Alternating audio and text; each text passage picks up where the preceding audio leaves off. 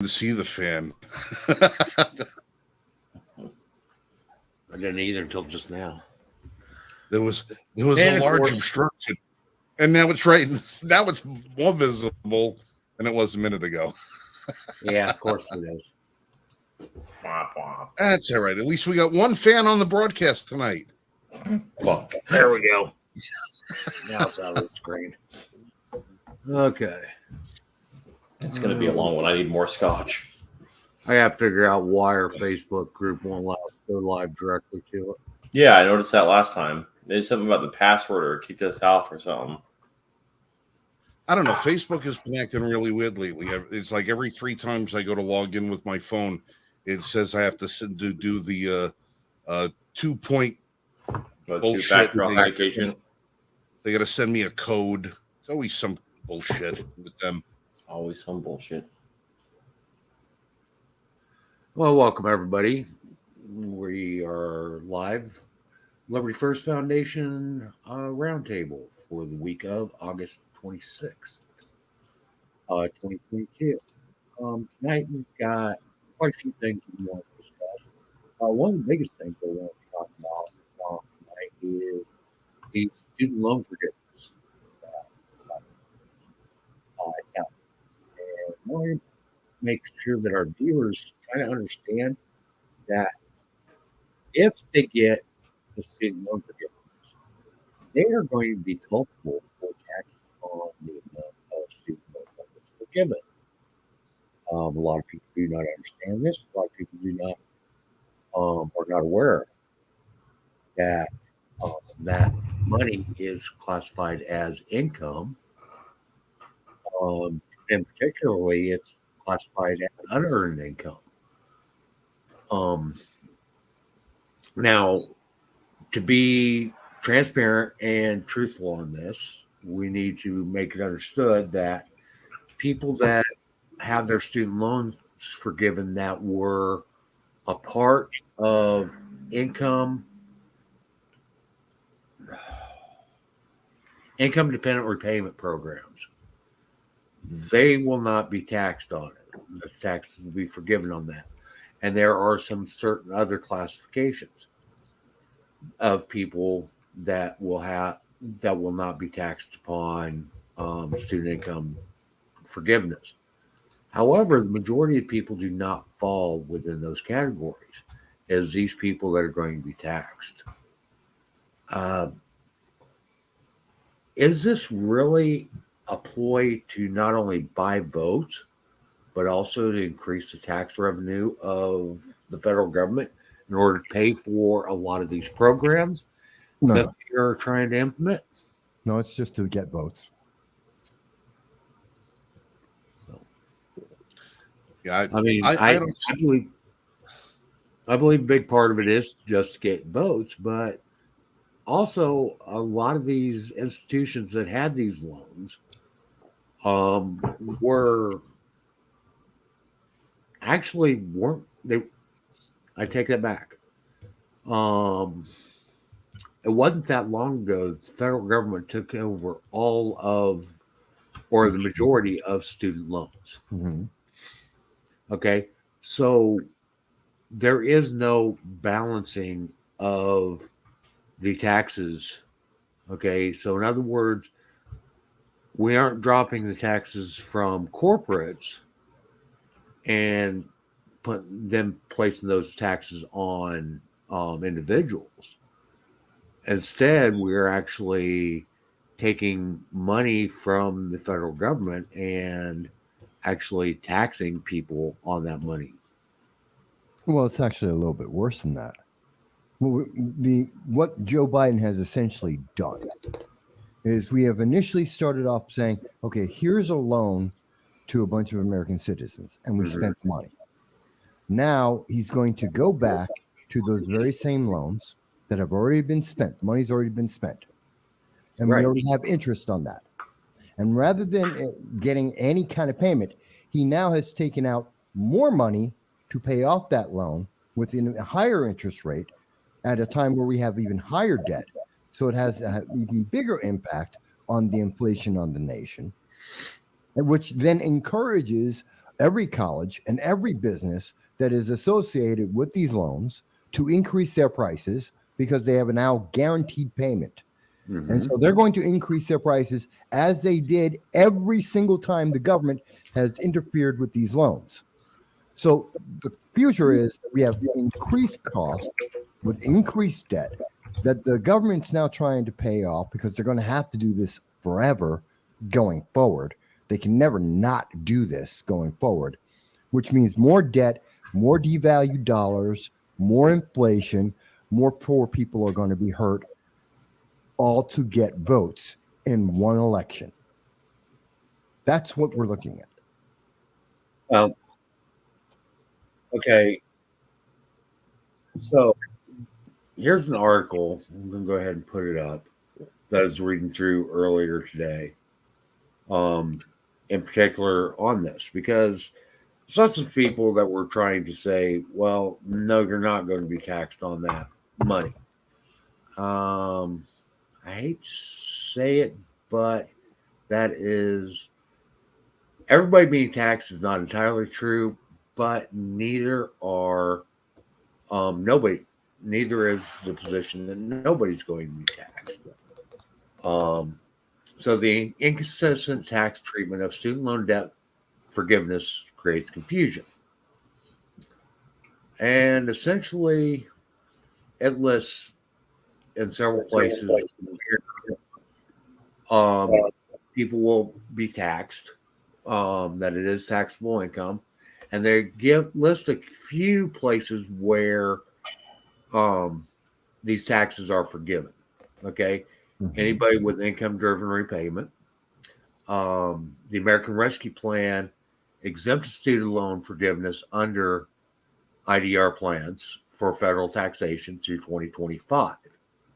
That doesn't mean that they won't potentially tax you after 2025. Public Service Loan Forgiveness Program also exempts taxation on student loan forgiveness.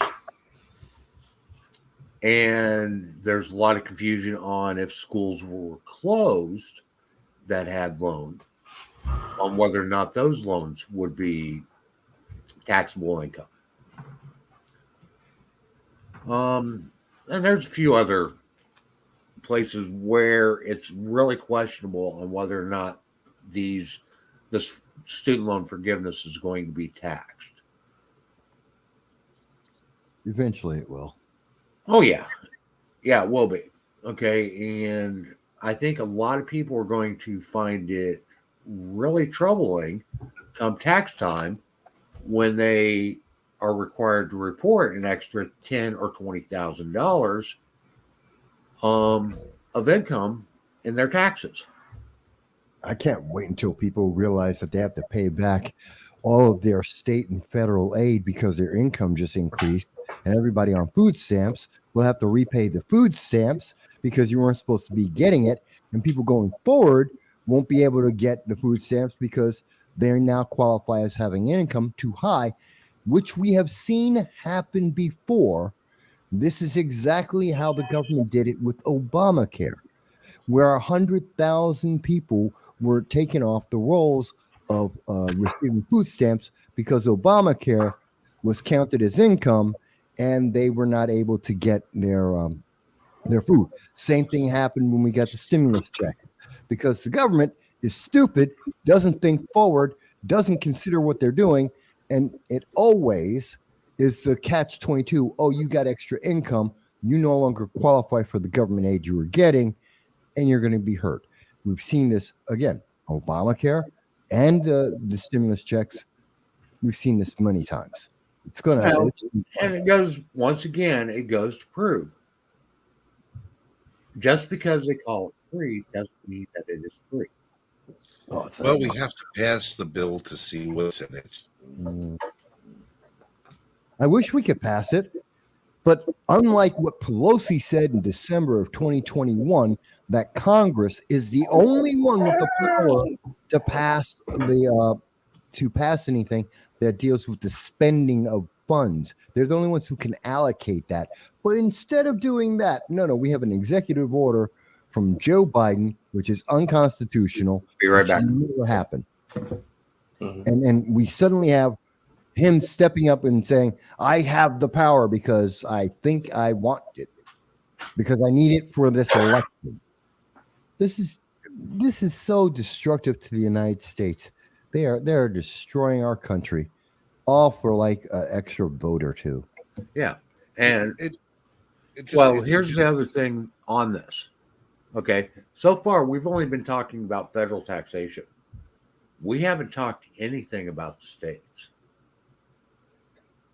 And a lot of these people are going to be have state taxes that are going to be due on this extra income as well, because most states will classify this as income.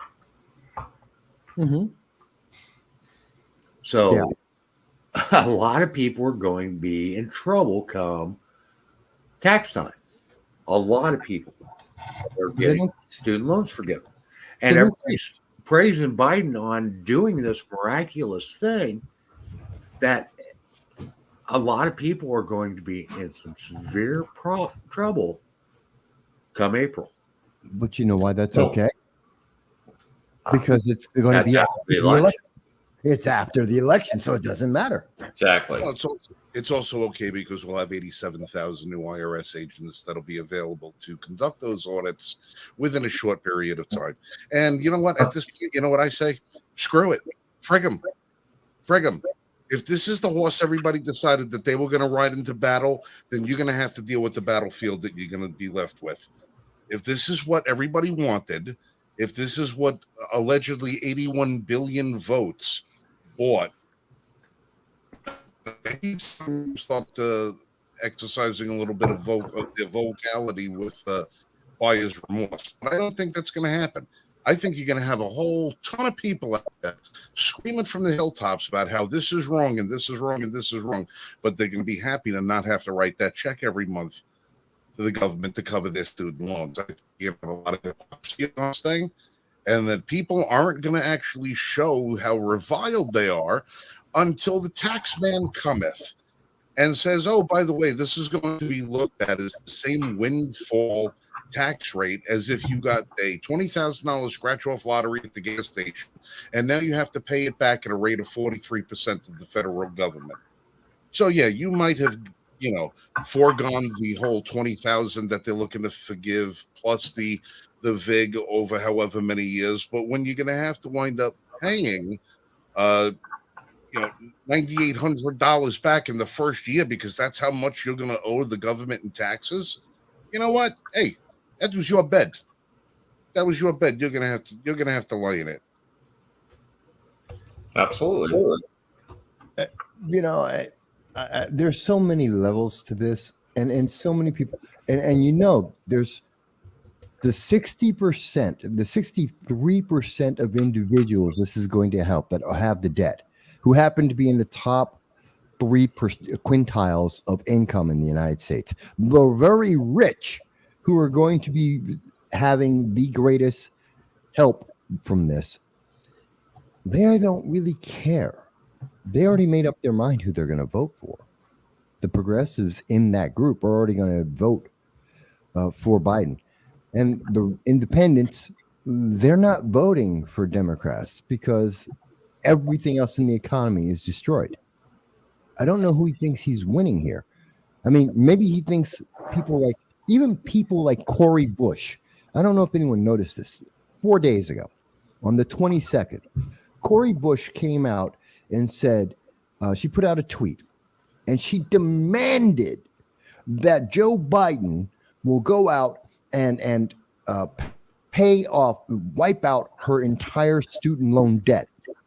Cory Bush, who makes $175,000 a year, 5 times the national average of everybody in income.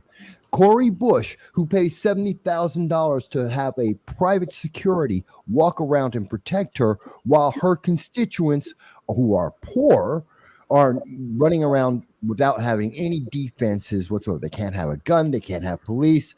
They have nothing. But she wants them to pay in their taxes for her debt that she can pay off at any time because she makes 5 times as much money as every one of her constituents.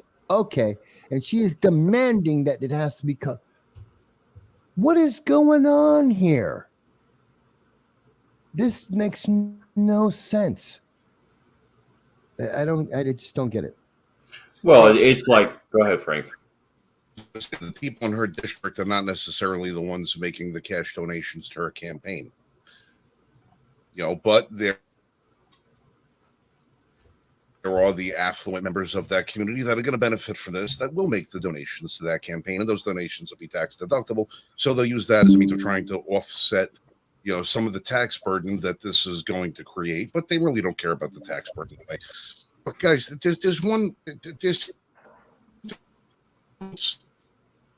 it's for the destruction of America. That's it. There's only two answers here. You either follow the money or you follow the ideology. And if the money doesn't make sense, then you have to look at it from the ideological point of view. What they do is meant to undermine the Constitution, bring the United States down a couple of pegs. And what is the big deal if we just add another $1 trillion in debt? And if the taxpayers who are funding all of this stuff have to have another burden, who cares? Who cares? It's the federal government. They do what they want. And what because they've already figured out how to game that system as well. It's ideology or it's the cash. If one don't make sense, then it's got to be the other. No, I agree with you, but I was talking to an economist yesterday. Have you guys ever heard of Richard Vedder? No. I have. Okay. He's an economist out of Northeastern, I believe, university. And he's been doing it for decades. About 55 years he's been an economist. And I was asking him about this. And he and I both agree, it was my suggestion, he told me I was right, that what this is going to do, because you're right, Frank, this is going to destroy America. We're looking at, this is going to put 18 months. This is extending the recession. It's deepening the recession. So we're looking at least 18 to 24 months, because it's going to be adding a couple of months to the recession that we are already in. That this is going to increase the inflation, and we should say a target is at least 15%, although we have already heard that the Bank of England is looking at 13% for them. Europe is looking at somewhere around 18% for their inflation targets. And here in the United States, we're told, what inflation target? This is all temporary, and we're not in a recession. Yes, we are. Yes, we absolutely are. And it's going to be about 15%. And this idiocy that he is doing, which is ideological, is just going to make it that much worse. I feel bad for poor people because they are getting screwed so hard right now.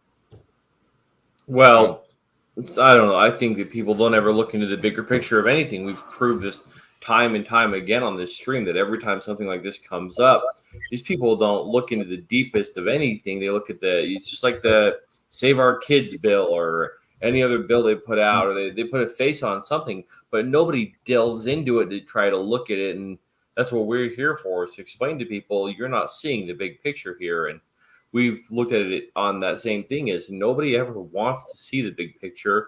They want the instant gratification of what they think they're going to get. Consequences be damned.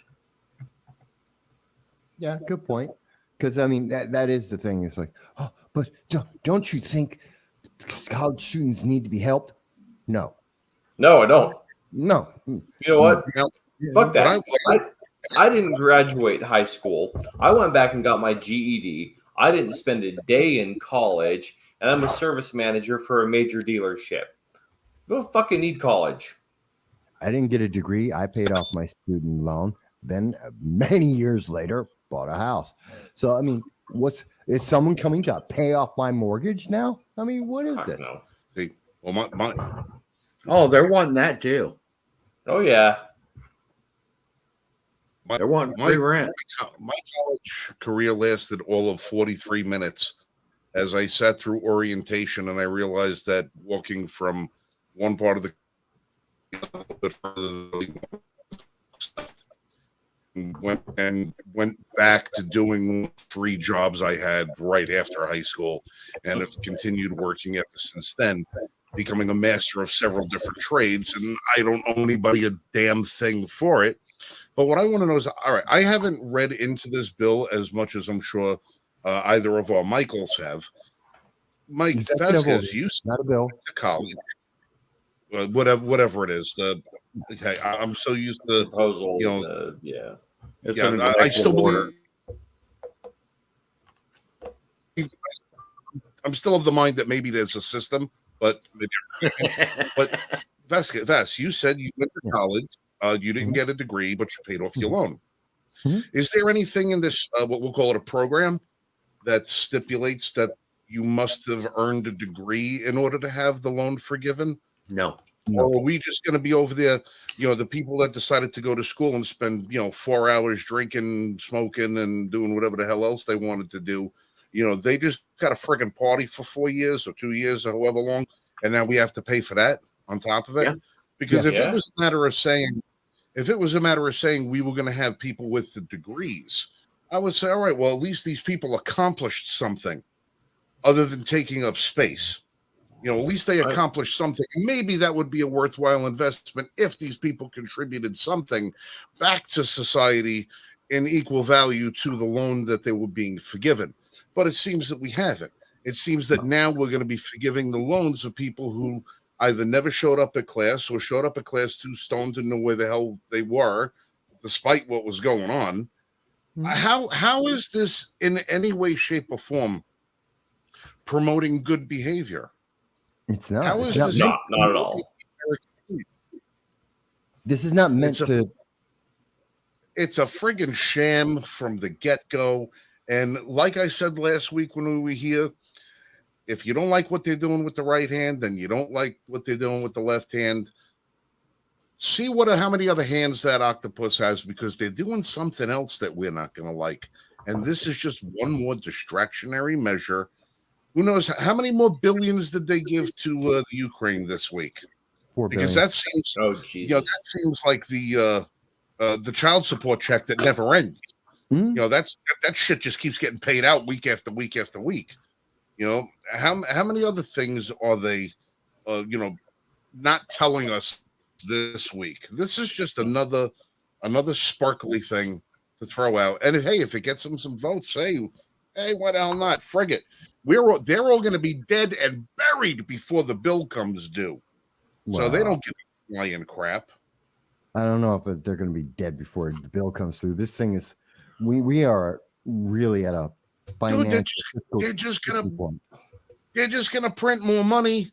They're just gonna borrow more money. They'll never. Yeah. They won't have a price to pay. Well, they won't have a price. God forbid one person to pay the biggest price that any of these people ever vote out of office. And believe me when I tell you, Liz Cheney, come January, is going to be just comfortable sitting at wherever the hell she lives as she was sitting on that freaking bed in Washington.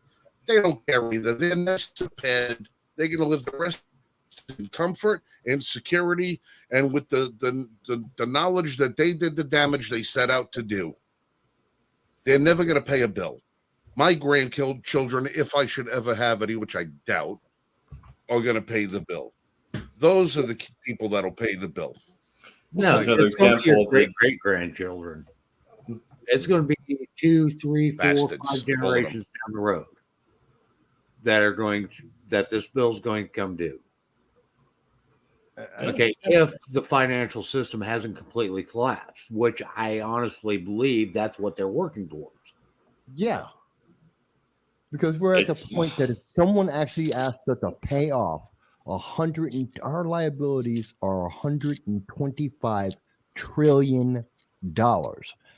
It is more.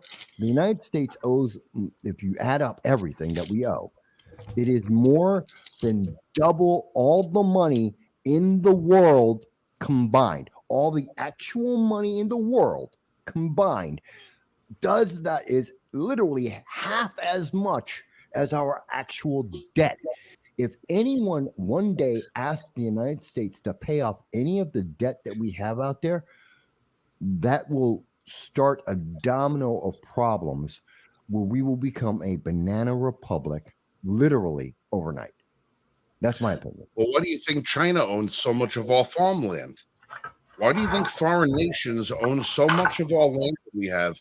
Or why do you think it was that during the Obama administration, if you took a look at the map of the United States, the federally owned lands, and you coordinated that with all of the mineral rights that we have, and you look at what areas are deep in mineral rights, whether it be silver, gold, or any of the stuff that we need for any of this technological crap that they're looking to put out there, or oil or anything, and then you put the map over that of the foreign governments that have interest in all of that.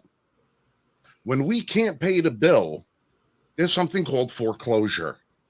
And these countries are going to foreclose on the American assets that they already own. And they're going to say, well, guess what?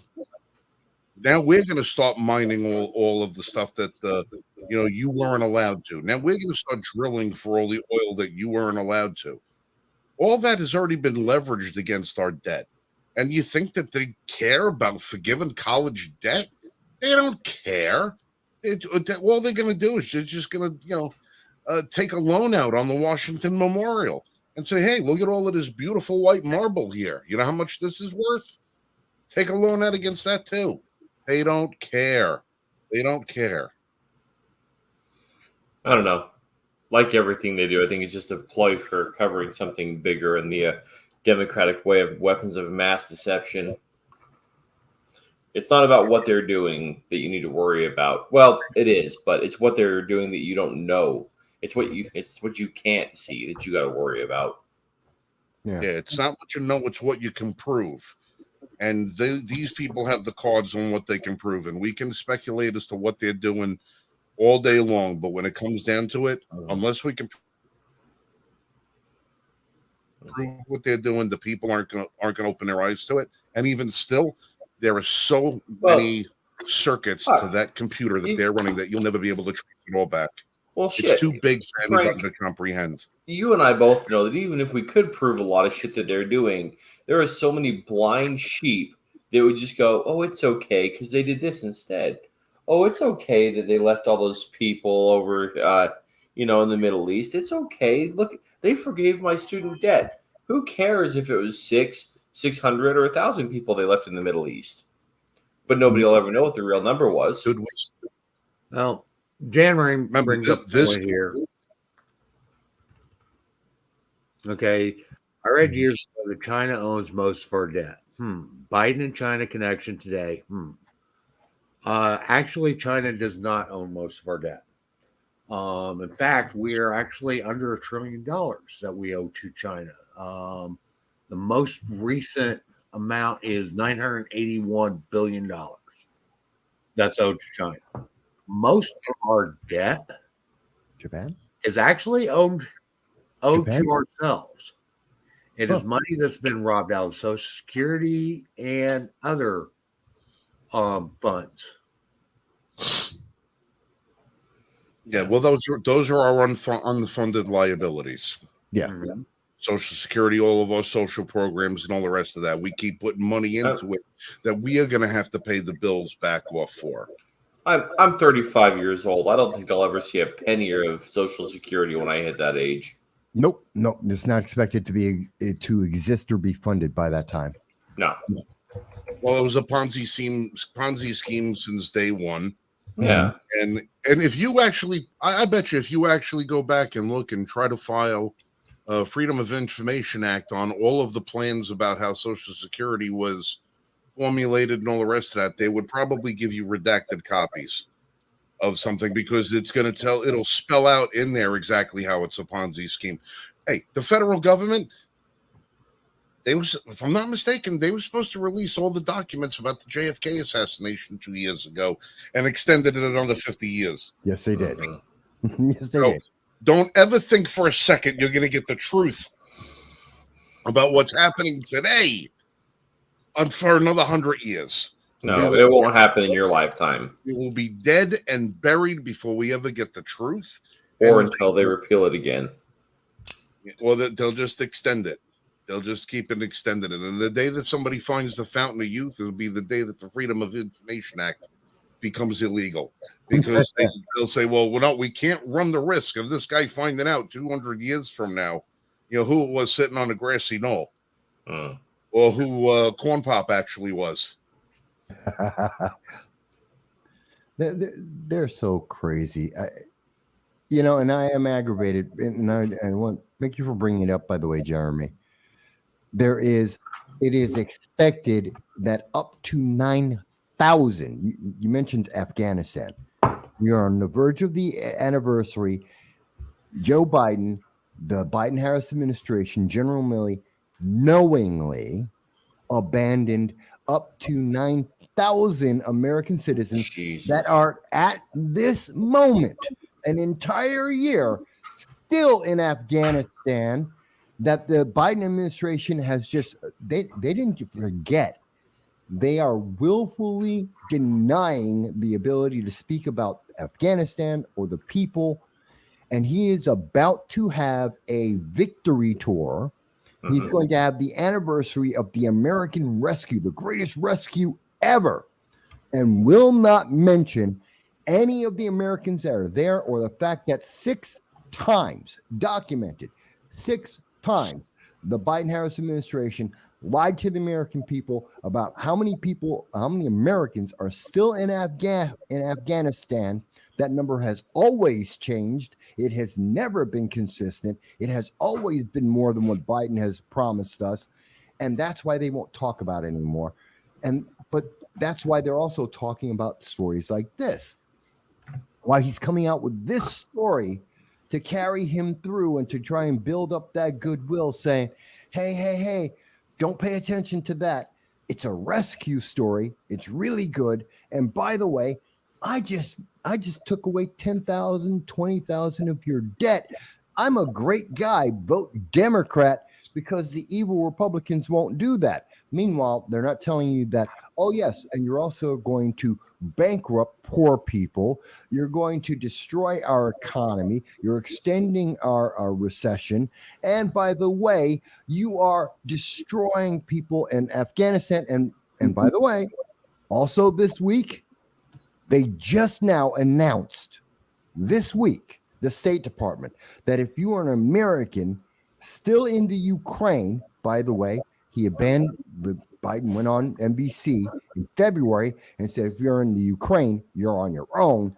And this week, the State Department says, if you're in the Ukraine, you're an American citizen, you're on your own, get out the country. Guess what? That's 10 to 20,000 Americans. Also, so I'm clear on this. Yeah.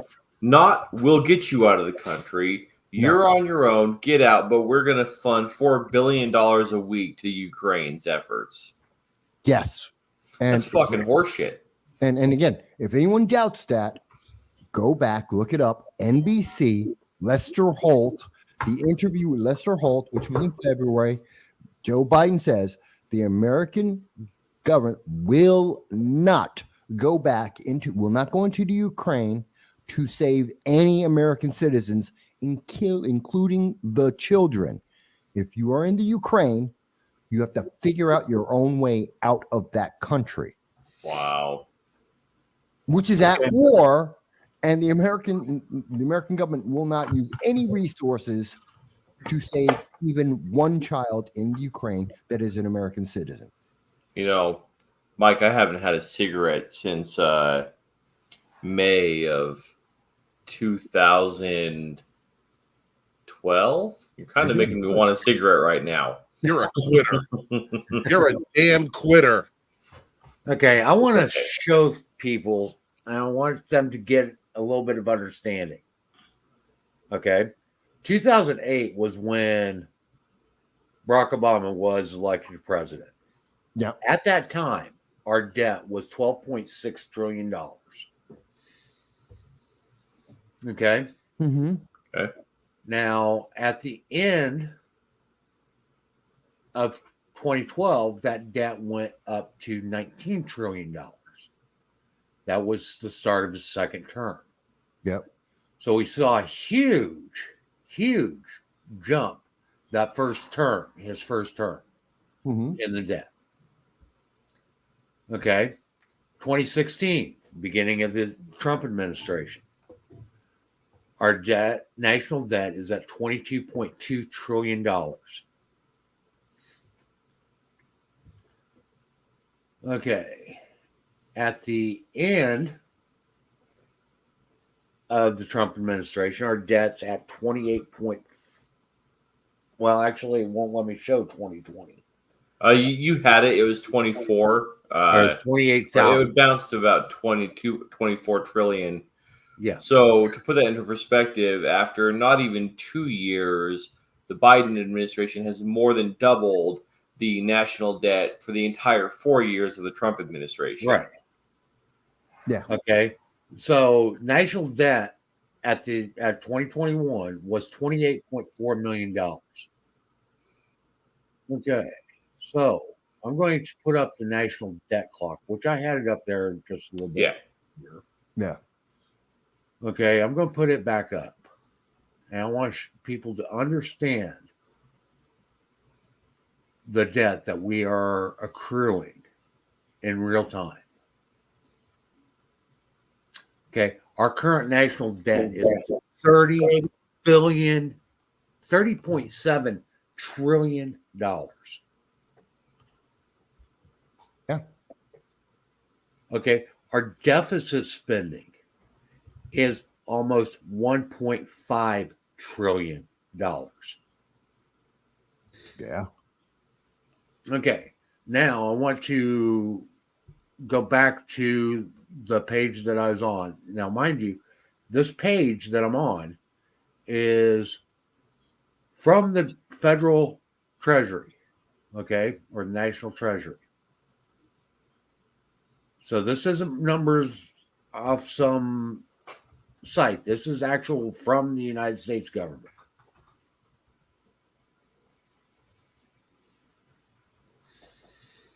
Okay. Now, our debt to GDP is at 127%. So, in other words, our debt is 127 times our gross domestic product. In 2000, our debt was at 55% of our GDP.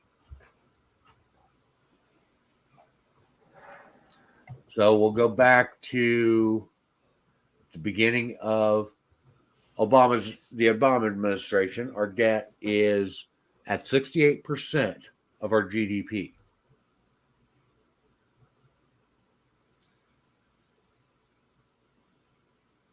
At the end of the Obama administration, we surpass, in other words, our debt is greater than our gross domestic product.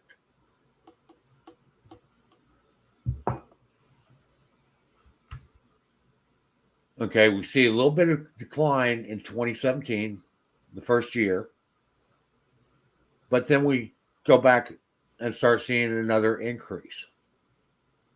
Now, Biden's trying to tout that we had a dip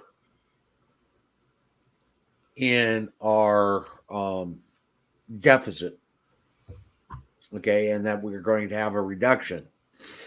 And that was all accomplished through the Inflation Reduction Act. Okay. That's Okay. a joke. That's a joke. It is. absolutely. It is. Okay. I'm not going to deny that. But that's the claim. Right? But again, we look at the national debt clock, which tends to be pretty accurate.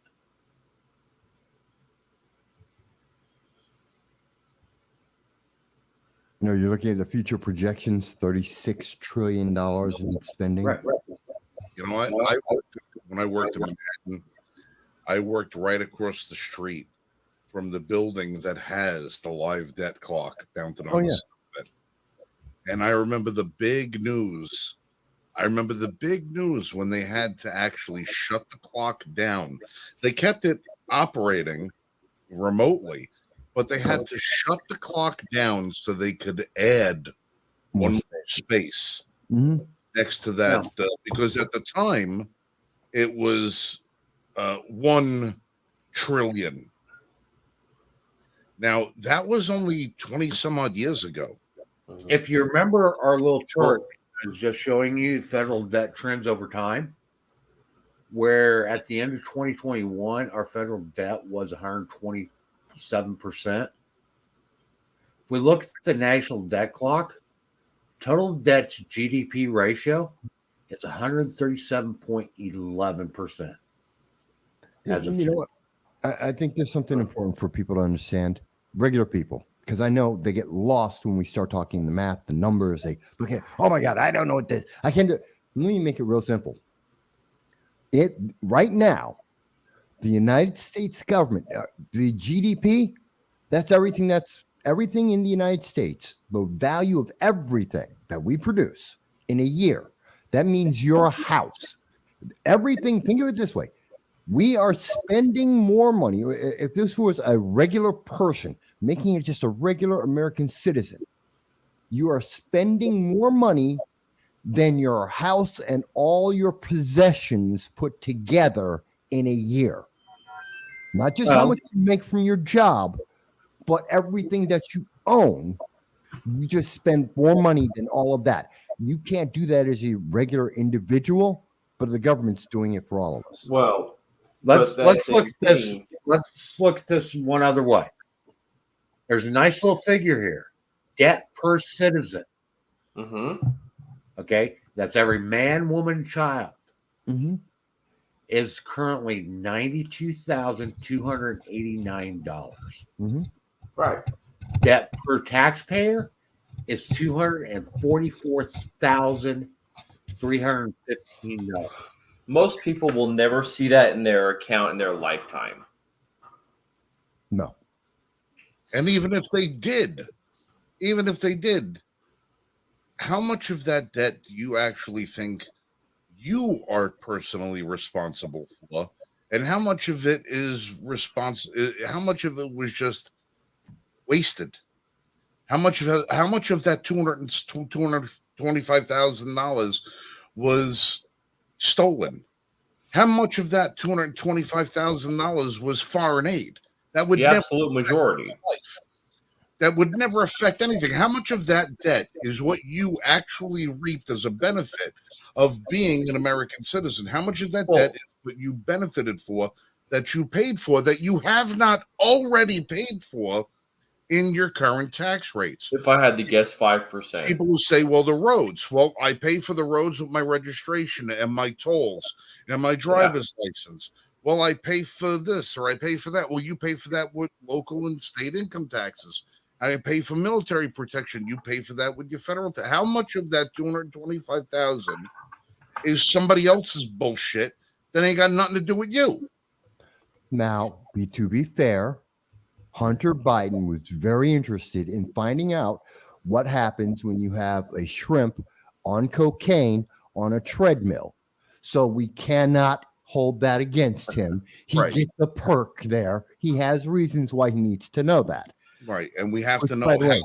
If you put Heinz ketchup with Hunt's ketchup with a store brand ketchup on a piece of glass, a 1 ounce dollop, and then elevate one end of the glass to 45 degrees, they want to know which of the ketchups will run down the ramp fastest, giving you the best viscosity for your sandwich or burger. Which ketchup will stick to your fry better, because they spent $1.5 million doing that study. Yeah, that's the funny thing. And for the literally a shrimp on cocaine on a treadmill, we spent $5 million to study that. These are real programs that they're spending our money on, and I swear to God. Well, that video was funnier than shit, though. That was funny. That video. The little Hunter Biden shrimp, it was funny. Yeah. I think he was running after a little shrimp from Thailand that was just in front of him, but it wasn't quite legal age, though. Yeah. Probably had a penis, too. Allegedly. Would it matter? Not to him. No. Not for Hunter. Not the Hunter. Next it'll be the shrimp on a treadmill paintings. They're going to put a little paintbrush in each one of those little 8 grippy thingies and see what kind of paintings you can come up with, and see if you can't find a Chinese buyer for those. Oh God, help me! Completely now, off topic, but if you've never seen, there's an elephant paint. Getting back to the college loan thing, I went off on a bit of a rant yesterday about the college loan, and I kind of think I might have stumbled across a solution that most Americans would probably say, you know what, that's reasonable. Pay your own debt. Well, that's unreasonable because most Americans don't pay our own debts anyway. That's why, we have credit cards that we pay for the minimum for 18 years, because we can never get a step ahead. We're all doing the best we can. But I said, well, let's find a happy medium with this thing. The college debt will be forgiven if you earned a degree. If you haven't earned a degree, it's not going to be forgiven. You're responsible to pay that back because you just wasted everybody's fucking time. But here's for what I was going to suggest. Every single person who was going to have their college debt forgiven up to $20,000 would be able to adopt the Bill Clinton workfare program model that was introduced back when Clinton was president, which was welfare for work, and they called it workfare.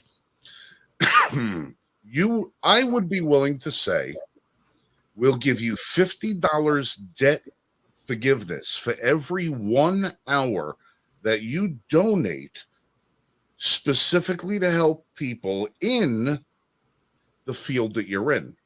So if you went to law school and you got a debt, and hold on, Mike. If you went to law school and you got a debt, you became a lawyer, $50 an hour that you would have to do to provide pro bono services to people that would not be able to afford a lawyer, or if work in a public defender's office or something like that, that would help alleviate the bill necessitated by the taxpayer. If you were a doctor, you would have to work an hour for every $50 in a free clinic to be able to. Most doctors and lawyers make more than that. Shut up. I'm not done. All right. Right. Whatever the field that you gained your expertise in, whatever it was, 1 hour, $50. Lesbian interpretive dance. Well, hey, listen, if you got a degree in interpretive dance, lesbian interpretive dance or feminism 5.1 or all right. Well, if no one's going to pay $50 for your gender studies bullshit, but say you cannot find the avenue in which to exercise your degree in, road crew cleanup that you usually see, some of the people that are, minor drug offenders or DUI people out there on the side of the highway with the stick poking garbage. You could do that for an hour. We'll give you $50 an hour to do that. We'll forgive you a loan. How about we enroll you in literacy programs where you could help underprivileged adults learn how to read or write, that maybe they can go to school and maybe they can earn a degree or a diploma and that they can better their lives. How about you do something? We'll find some niche for you. But you know what they're all going to tell you? I'm not going to give you an hour of my time for $50. I earn more than that at work. Then pay your fucking debt. That's the caveat. If your time is so valuable that you're not willing to acquiesce 1 hour for every $50 of debt reduction, then you've proven that you can pay your own bill and you should not have it forgiven. Now, I'm sure there's people with degrees in fields that have fallen on bad times, that maybe the market is flooded with IT people and they're not getting the paychecks today that they were years ago because there's so many of them. And you might only get $27, $28 an hour to sit and write code or whatever the hell it is. Maybe for you, that hour a day to get rid of that $50 is worth it for you, because now you're getting forgiven more than what you're being paid. If it's worth it for you to do it, then we'll help you out with it. Otherwise, pay your frigging debt. Pay your frigging debt. I didn't go to college. I didn't earn, a degree in some lofty profession that I never would going to wind up following. I went to work. And I have been paying taxes and buying stuff and putting people to work for 30 some odd years. Why am I going to have to be burdened with paying off the debt of the person who calls me up and says, hey, Frank, can you come do this work for me? If somebody's more affluent than myself, why am I paying their debt that they choose to accumulate? I never chose this debt. I never signed the friggin' contract. Being that I never signed the contract to absorb that debt, I don't see how I or any other American is legally liable to pay for it. We're If not. Joe Biden and the Democrats want to forgive this debt, then let the DNC open up their checkbook and write the goddamn check. Don't hang it around the neck of the American people who never agreed to it. Right? No, Maybe if people start realizing it, that this is illegal. I didn't sign on to a contract. Right. I'll compromise with them. How about this? They can have their debt relief. They cancel every gun bill that's ever been written and signed into law. Well, you see, that would be completely and totally against everything that the gun rights advocate people on Washington, D.C. have ever done, because that would actually move our ball forward. Here, I will taxation with representation. You can take $1 and put it into federal debt, federal taxation, and you represent me by getting rid of all of this bullshit. Let's move on to that. New York State New York came out with their training requirements this week. I That saw are it. going to go into effect September 1st. And what? Are you going to pull it up or do you want me to? I've got it right here. Okay. So the minimum standards for New York State concealed carry firearm safety training. Okay. So these standards include firearm safety training must include 16 hours of in-person live classroom instruction conducted by a duly authorized instructor. The curriculum must include the following topics: general firearm safety, including overview of firearm and ammunition functions and operation, firearm cleaning and maintenance, safe handling practices, range safety rules, and proper holster considerations and retention strategies for safe concealed carry. 2 hours minimum is to be spent on those. Firearm safe storage requirements as defined in penal law statute 265.45 and 265.50, and general firearm secure storage and transportation best practices, 1 hour minimum. State and federal gun laws, including the possession disqualifiers under 18, U.S. Code, Section 902G, and New York State law. Restrictions on private sale or transfer of firearms under the New York General Business Law, Statute 898. And the requirements for keeping firearm license information up to date, properly registering pistols and revolvers, and license recertification, and if applicable, renewable requirements, including but not limited to the provisions set forth in Articles 265 and 400 of the Penal Law. 2 hours minimum on that. Concealed carry situational awareness of surroundings, including firearm display and concealment. No time requirement for that.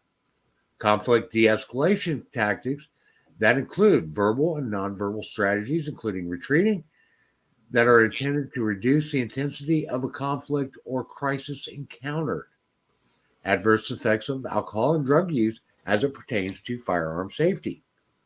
Best practices when encountering law enforcement, e.g. a traffic stop, including how to communicate throughout the encounter, considerations for disclosing concealed carry status and displaying a valid firearm license, obeying all commands given by the officers, and best practices for handling a firearm and self-identification as a lawful concealed carry licensee if the firearm is visible when the officer responds to an incident.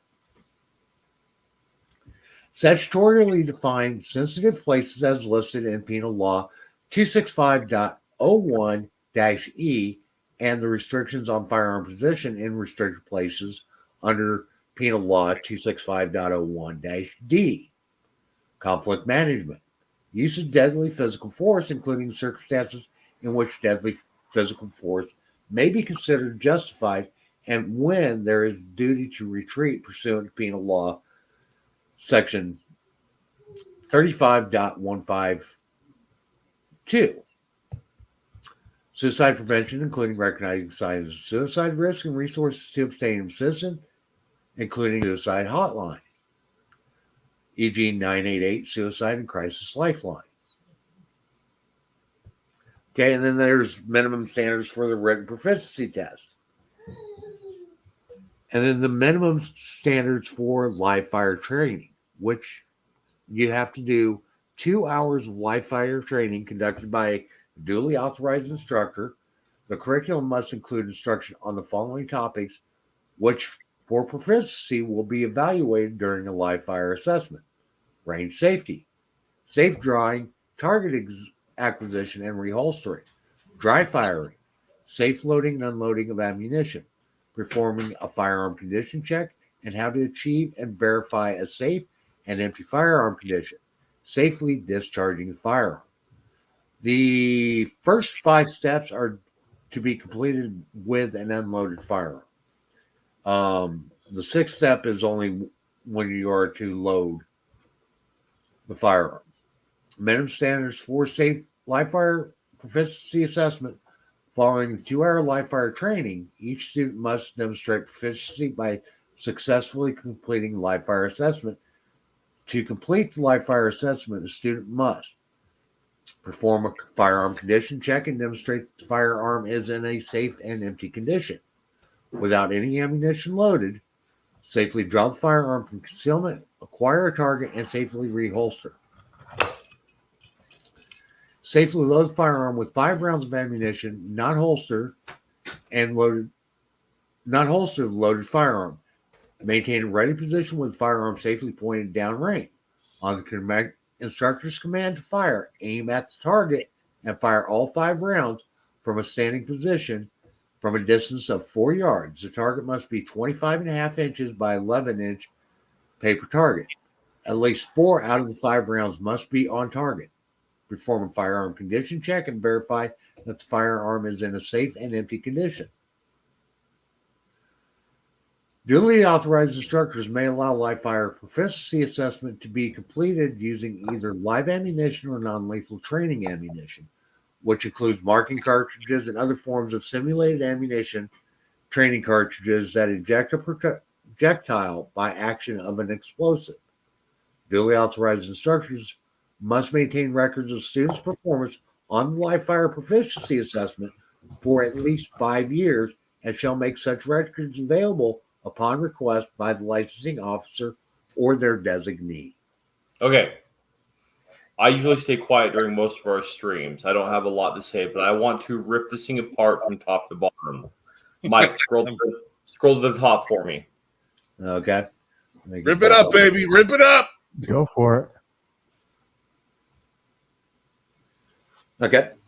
Okay, let's see. Where were we on the first one? I don't know who's paying attention during this, but we're going to skip to the second portion here of the 16-hour classroom training. Who did the math on how many hours were involved in this whole training scope? Did anybody pay attention to that? That's what I was concerned. 9 hours. Is the breakdown 16 or there was a breakdown of 9 hours worth of training on this. So you have to find a way to almost double that with fluff and bullshit. Next portion of that, 16 hours. So you're going to have to come up with a course that takes 16 hours. And this is going to take you 100 times to create something that takes 16 hours. Then once you do that, you're going to have to submit that to the state of New York for review.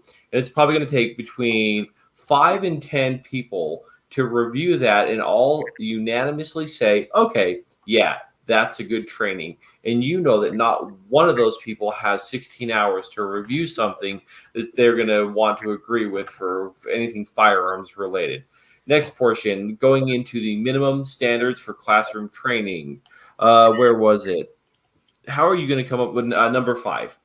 conflict de-escalation tactics that include verbal and nonverbal strategies, including retreating. They're going to say that basically in any situation ever, you should Run be away. able to run.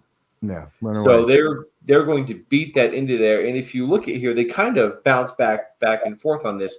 So number 5, number 9, and number 10 all are basically saying the same thing: conflict resolution, conflict management, and retreating. They're all in the same thing. Let's see, where else were we? Restricted places. They don't go into that, but restricted places are going to include pretty much anything where a mass gathering of any human being I is can going to actually be bring that up. church. Oh yeah, we'll go back to that. Some things that I actually like that I didn't get in my concealed carry class: suicide prevention. Okay, that's cool. I'm glad that they have that in there. Actually, I feel like, but most people who are going to do suicide prevention stuff, or most people who are interested in suicide, don't give a shit about a concealed carry permit. They just want to get their hand on a weapon. All right, let's keep going. Next page. Okay, hold on a second. All right, let's see here. Basic principles, marksmanship. Number 12, I agree that probably should be something with everyone's training. I don't think you should have to go through to get your concealed carry permit, but I think that everybody should do that on their own time to get used to that. Written proficiency. This is going to get a lot of people because there are a lot of people who are very smart who cannot pass a test. There are a lot of people out there who know what they're doing and are just not book smart, and that's okay. Those people exist, and so be it. Minimum standards for live fire training. You're talking about live fire training when only one of those 6 steps has anything to do with actually firing the firearm. Minimum standards for live fire proficiency. This is one I wanted to hit on. Go down to section 5, Mike. All right, where was it? There was. Let me find it in here. It was the bullshit about 4 yards. Okay. This number 4 on the instructor's command to fire, aim, and target fire 5 rounds from a standing position. Frank, what's the zone? What do they call it? The 21-foot run. yes, 21-foot rule. Thank you. Vast, you know what the 21-foot rule is? I remember it, but I So know it. But if a perp has a knife and they're within 21 feet of you, you're probably not going to get your gun out in time to shoot them. Yes. So 4 yards is not going to give you nearly enough distance. So if you're going to be an asshole and make somebody do this test and make this 16 hours of bullshit, you should probably do it at 21 feet or 7 yards. If for those who are still stuck across the pond, I said meters. Excuse me. Let's see. And then some of this other stuff on here. It's okay. There are some good things on here. Perform a firearm conditions check, things that people should be doing anyways. But the majority of this is absolute bullshit. And they're going to choose who is duly authorized instructors. And they're going to make those people the toughest motherfuckers on earth that are going to grind you into the ground and make this shit impossible. No, they're not. What they're going to do is they're just going to make sure that there is as few authorized people as possible, because they're going to make gaining that authorization almost impossible. I was watching the thread today. That's the whole thing. I've got 5 friends of mine who are all pistol instructors in New York State, and they're all saying the same thing. We have no idea what the hell we're going to do with this curriculum. We have no idea what we're going to do. We have to write this thing up. We have to submit it. And then they're going to tell us whether or not it's good or not. And then who the hell knows what standard they're going to hold us to in order to retain our licenses to be able to do it. Now, well, exactly. The class in New York right now is an 8-hour class. Most of these guys charge between $75 and $100 to go take the class. Now, you're going to turn that into a 16-hour class, which means you're going to have half the amount of people being able to take the classes, because now when the instructors have 2 days to do 2 separate classes, now they have 2 days to do 1 class. So they're either going to have to cram a shit ton more students into every classroom day, or they're going to have these people come back and say, sorry, you have to wait for the next class. Because if you have a class with 2 instructors in it, you really don't want more than a dozen people in your class. You have to be able to provide enough attention for everybody and make sure that everybody is, getting the proper training that they need. You're not going to get that if they have to double the size, if they have to double the class size, because that's what's going to happen in order for them to retain the numbers of people getting their permits, which is not going to happen. Now you're going to double the class day, which means the guy who's teaching the class, instead of being able to get paid for a dozen people on Saturday and a dozen people on Sunday, now he's going to get paid for a dozen people over both days, which means that $60 to $100 class is now $120 to $200 that you have to do. Now consider, well, that's not only that. Now you're doing a more extensive written exam, more extensive shooting exam, which means you're going to have more money in ammunition, more money in paper, more money in everything. So that class is going to be $250. Most people in the inner city who are already going to be spending a ridiculous amount of money to try and just get their permit are not going to have an extra $250 to go get the class. So that's going to financially preclude them from being able to exercise their Second Amendment rights. So they're basically doing exactly what they've been doing the whole time at one police plaza, except now they're going to be applying the standard over the entire state. And now they're talking about, oh, you have to have this proficiency test. Well, does that mean that the Spanish-speaking residents of New York are not going to be able to take that test? You have a lot of people that are not necessarily proficient in English as a first language. Oh, Are we going to have 275 different languages being able to be printed? yeah. Hold on a second. The statute that I was mentioning earlier, 265.01, actually addresses that. So I'm actually looking for it right now. Instructors shall provide interpreters. Probably. No. You may be able to use something like Control F and find it, but I'm not sure. You remember how New York State is such a friendly state to illegal immigrants? Yeah, we got like 12 Bring languages. us your poor, your tired, your huddled masses. Yearning to be free. Wait. See, once you find that, Mike, I want to address something. While they're doing What all the hell? of I see Kung Fu Star. What the hell is a Kung Fu Star? I don't know. I don't know Jackie what that's. Chan? It's illegal for you to possess Jackie Chan. Yeah. He's a Kung Fu Star. So it is illegal to own a weapon if you're not a citizen of the United States. And that right there is also bullshit. Yep. That right there is also bullshit. You don't have to be a citizen of the United States in order to have a firearm. If you're in this country legally, if you're legally in this country, you have the right to self-defense. Not in New York, you don't.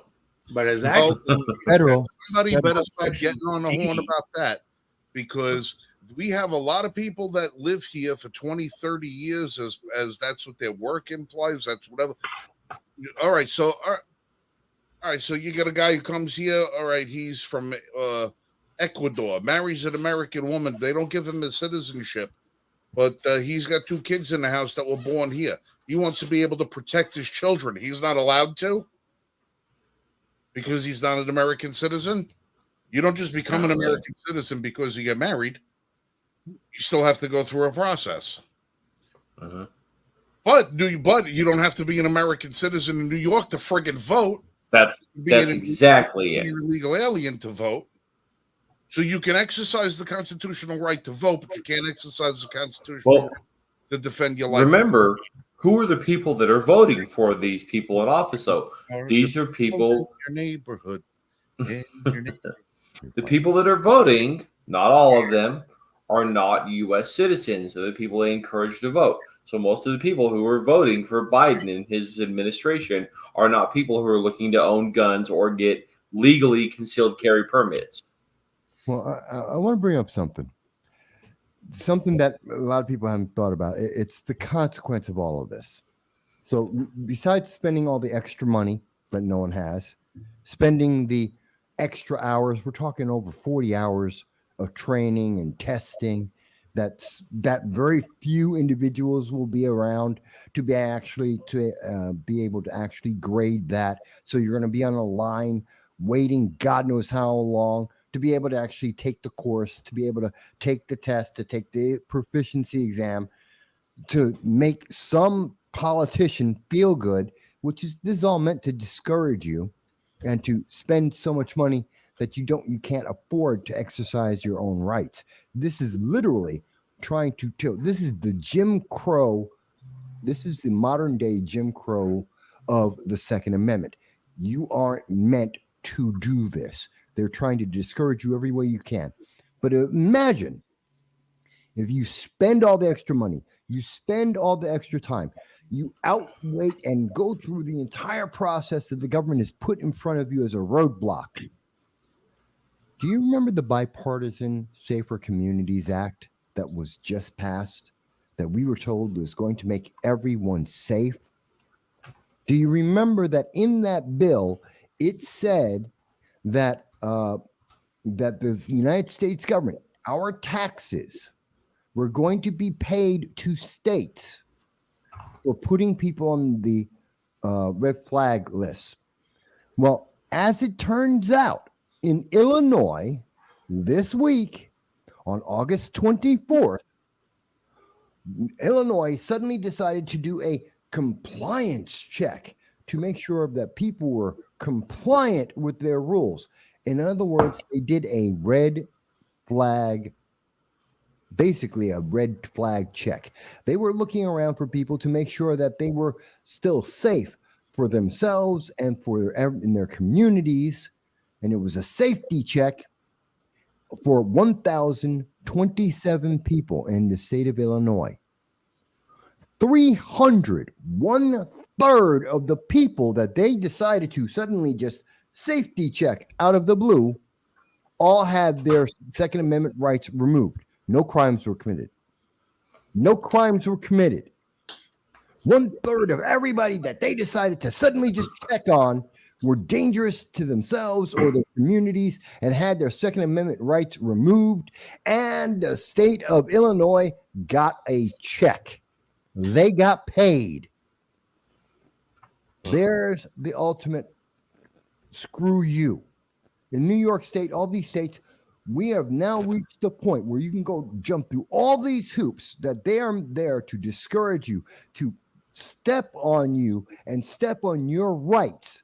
And then once you go through all that, if you can make it through all that, they now have the catch-all of after the fact, oh, well, we're just going to do a safety check. You're going to 1/3, 1/5. You're going to fail.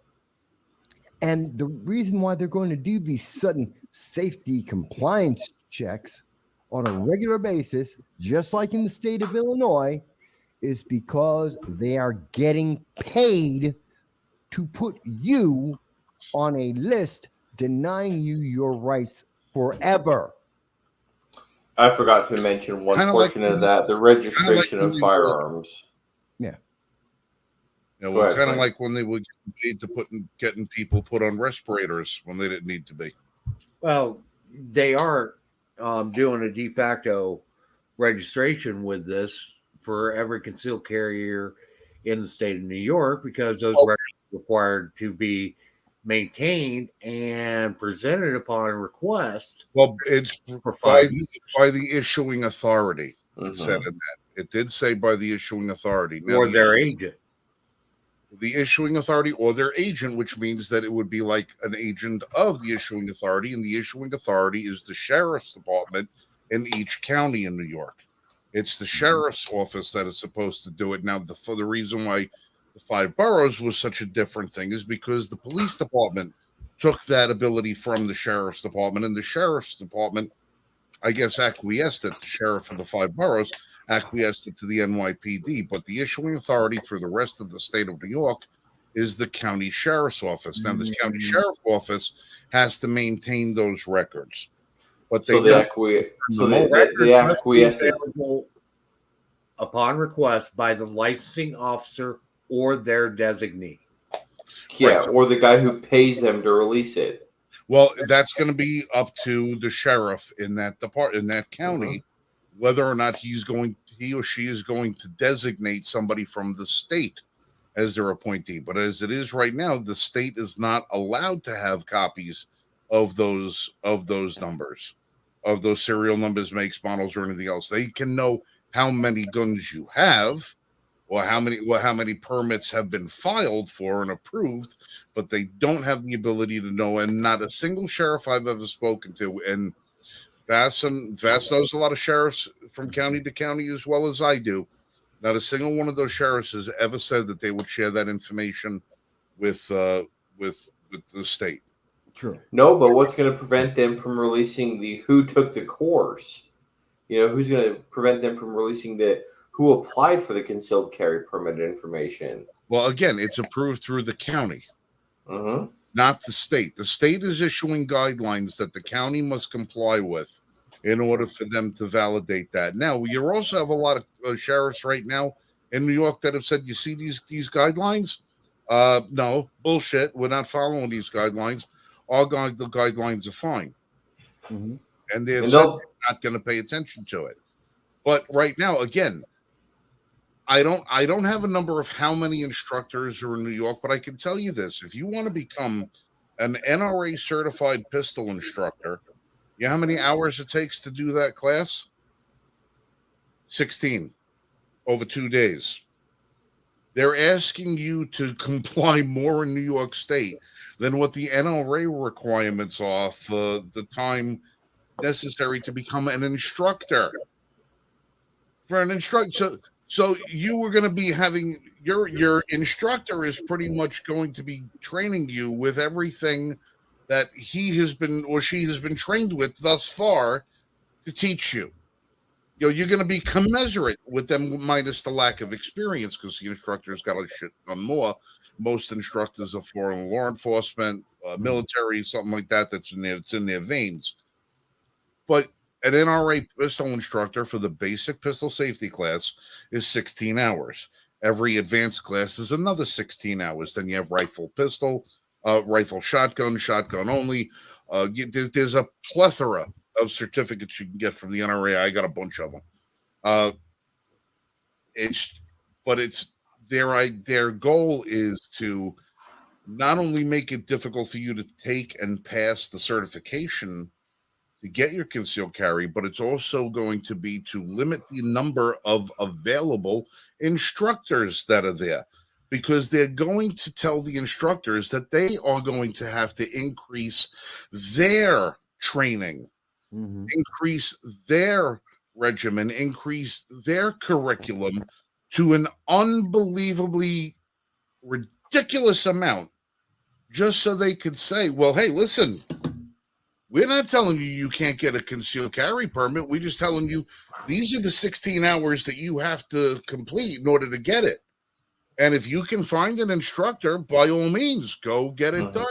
Go get it done. It's not our fault there's not enough instructors who are willing to take the 250-hour class that we're making it, necessary for them to meet our standard. They're just going to increase the standard on instructors. That's all they're going to do. They're going to make it impossible for anybody to retain that in their job. That's the whole point. And it'll make it so untenable for an instructor to want to be an instructor to teach concealed carry that he'll have to go get a loan.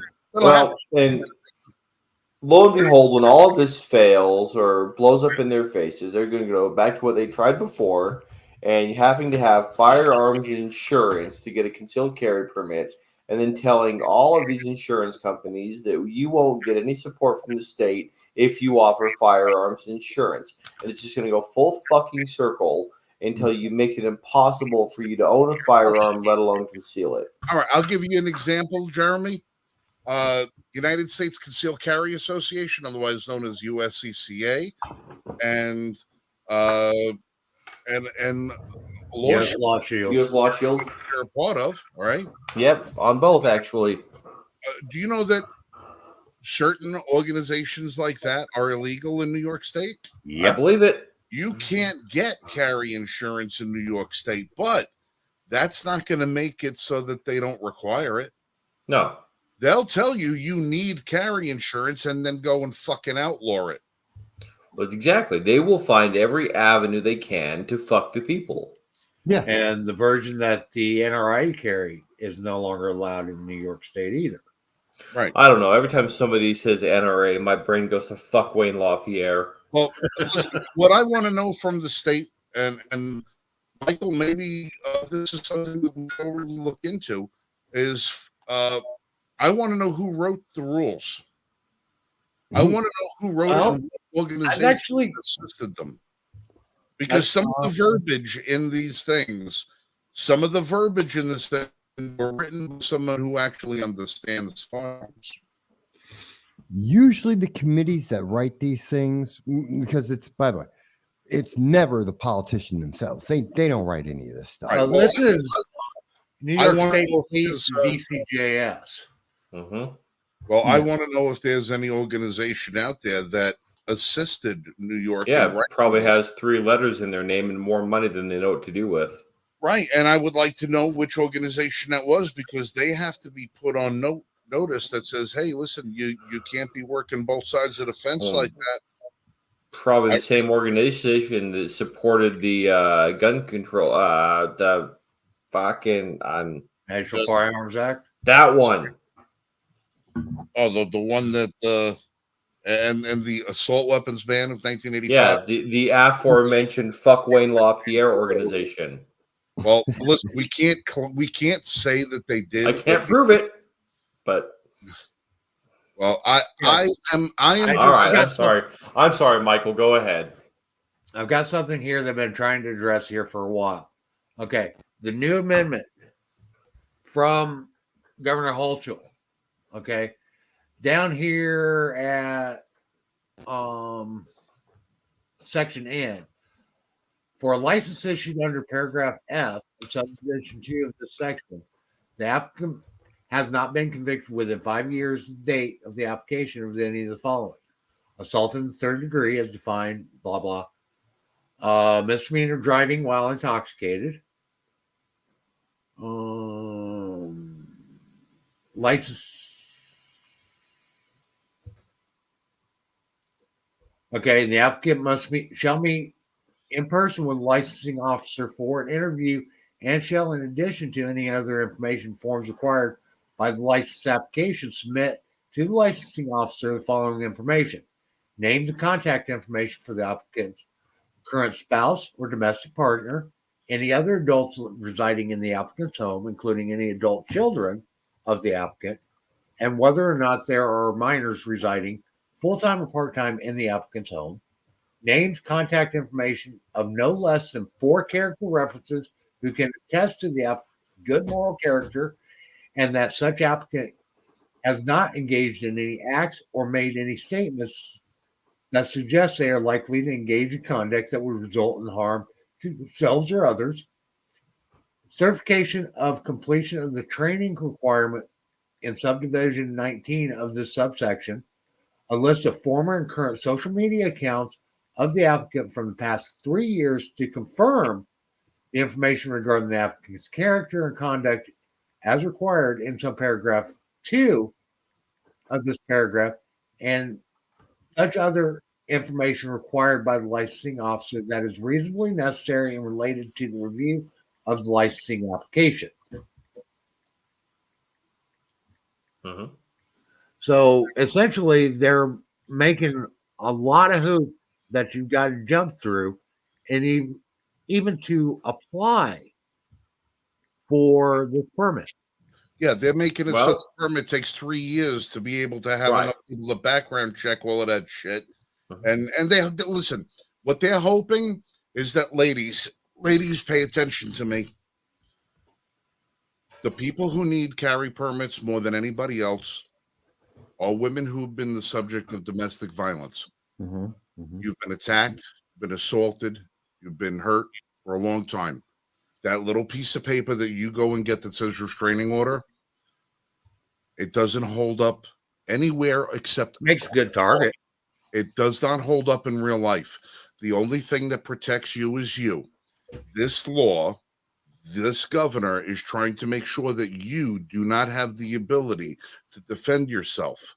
She would rather see you with your throat slit ear to ear, bleeding out on a sidewalk, than having you stand over the body of the person who tried to cut you in the first place. They would rather see you dead than see you defend yourself, because defending yourself goes against their narrative, it goes against their ideology, and it goes against the idea that there's always going to be time to pick up the phone and call the cops. This is a slap in the face at every single domestic abuse victim. This is a slap in the face against the minority community. It's a slap in the face against those who are underprivileged and don't have the finances to be able to afford personal security like those in Washington and in Albany. This is an affront of the Constitution, and it's an assault on every single person who has the need that you do not have to prove. The need to defend yourself, because the need to defend yourself, you never know when it comes up, that you shouldn't have to prove to some bureaucrat that you think that your life is just as valuable as theirs. Get on the horn, call these people up and tell them to knock this bullshit off. Or at least when it comes November, vote for the governor who's going to take this thing, rip it the hell up, and throw it in the garbage where it belongs. Your life is worth more than her paycheck. Absolutely. And that's just going back to say that, we talked about what you require the in-person interviews for these. They're going to push back every one of these interviews that they can to delay this process. Like Frank said, 3 years, completely likely to happen. I don't know if I can't remember his name. There was a guy who tried to get a concealed carry permit in Los Angeles, and he videotaped his entire journey and how he was shut down time and time again at the sheriff's office, and how the sheriff's not available to talk to you at this time. And so he videotapes this, and it ends up taking him, I think it was 10 or 11 months before he finally just gave up on it. 11 months just to talk to his sheriff to get his permit. And he ended up giving up. I think he ended up moving out of the state. Well, the other thing that they don't address in this friggin' bullshit, you have to provide them 3 years of your social media accounts, your Twitter, your Facebook, your MySpace, your Truth, whatever the hell it is, so they can assess whether or not you're a good moral person, that you have the standards. Let me tell you something. People who are judging whether or not you have a good moral standard have absolutely no qualms with a woman going into the hospital on the day that she's supposed to give birth to a child. Pull that baby out by the feet, and just before the head comes out, stick a shiv into the skull of that kid and mix it up like scrambled eggs. These are the people who are going to judge your character. These people have no problems with what the hell they do with their bail release and having murderers back out on the street, rapists back out on the street. They have no qualms with innocent people getting jumped and mugged and attacked and killed in broad daylight in New York City while police have their handcuffs on. But they're going to be your moral judge. They don't tell me the character of the people that are going to be judging me. Who the hell are you? You're going to judge me. Let me, the investigator, you're going to be there to decide whether or not I'm okay. Give me your Facebook account. Give me your Twitter account. Let me do the research into the last 3 years of your private thoughts or your public thoughts. Let me see what I can find against you that disqualifies you from judging me, because I guarantee I could find a shitload of it. What the hell are they that they're going to decide whether or not we are of good moral character? I would love the statistics on how many murders, rapes, and violent crimes are committed by felons who were released early. Just remember this. It wasn't too long ago that the police department, the offices at one police plaza in New York City, the people who were responsible for issuing the permits, the concealed carry permits, to the residents of the 5 boroughs in New York all got arrested and went to prison for selling the friggin' permits. They're going to judge us. The people who have the key to the fucking gate are taking bribes on one hand and opening and closing the door on the other, but they're going to judge us. How do you put the decision into anything else but the Constitution? Am I a felon? No. Give me my fucking permit. That's what Why it do should I be. even need the permit to begin with? It's already unconstitutional. Well, Now you can have some. So when you go into your investigator and you go and you sit down, you ask them, "Do you still beat your wife and children?" Disprove it. Mhm. Disprove Well, it. Because they're putting you at a tactical disadvantage as soon as you walk in there. yeah. Well, just a second ago, you mentioned, "Am I a felon?" No, but we've had this conversation before, and maybe you disagree with me, maybe you don't. But if somebody is so dangerous that they can't own a firearm, shouldn't they still be in custody somewhere? Probably. Yeah. So, anybody who's been released should have their rights restored to them. And if they don't deserve to have their rights restored to them, then they shouldn't be released.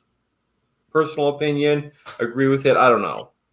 Well, Well, that's what Michael and I See, have done. there's some black and white, there's some gray area there, but We've gone back and forth and says, listen, we're Yeah. all for felons getting their rights back, every single one of their rights. If you don't like the fact that somebody you let out of jail is going to get their rights back, then maybe you shouldn't have let them out of jail. Maybe you should have fixed your justice system before you start figuring out whose other rights you're going to deny. the justice system is fucking broken. Don't deny that's the bigger our problem. rights. That's the because bigger you problem. can't figure your shit out. But that is the bigger problem: is the justice system itself, and more so, the execute. It's like the way they're doing these requirements to be able to conceal carry, the way that they're putting up these laws like the Bipartisan Safer Communities Act and the red flag laws that work together to steal people's rights. Oh, we lost audio on Vass. No, you did. No audio. No, I've got it. I hear I him. get it. I think Yeah. No, you're not muted. No audio. I hear it. I hear him. Yeah, it's coming across. Jeremy, you lost audio. Nothing. Okay. Can you guys hear me? Yes, we hear you, I hear everybody. and everybody else Is hears it me? Yeah. It must be you. Always you. Yeah. What was I saying? I was saying. And this audio. So I was saying that this is okay. I totally lost my track.